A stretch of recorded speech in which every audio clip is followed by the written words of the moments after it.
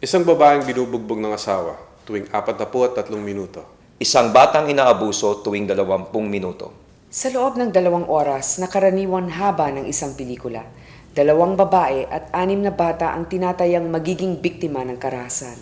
Ang pelikula at telebisyon ay sumasalamin sa karahasan ng tunay na buhay. Kung hindi tayo mag-iingat, magiging manhid ang bawat wana't-wana sa karasang ito. Ginagalang ng MTRCB ang freedom of expression, ngunit sinimulan din namin ang malawakang kampanya sa pagbabago ng isip, kamalayan at pagkilos laban sa lahat ng uri ng karahasan sa kababaihan at kabataan. Ako, si Bobby Andrews, Ako, si Toto Villarreal, Ako si Grace Poe, isa, isa sa 1 bilyong babaeng bumabangon. naninindigan. laban sa karahasan.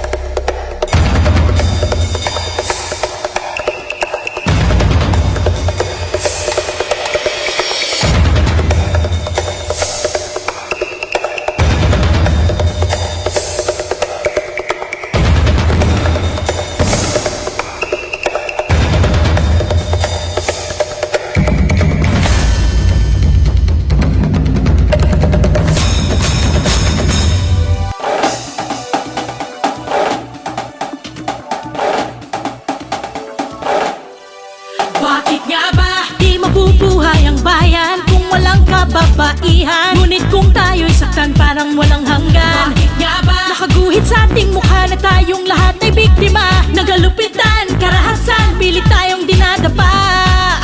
1 bilyong babae ang babangon. Ito na ang ating panahon. Bangon, babae, bangon. Ito na ang ating panahon. Itaas ang kamay, itaas ang kamay, at tayo'y lalaban ng sabay-sabay. Bawat tindak, bawat galaw, buong kataway sumisigaw. Bangon, babae, bangon.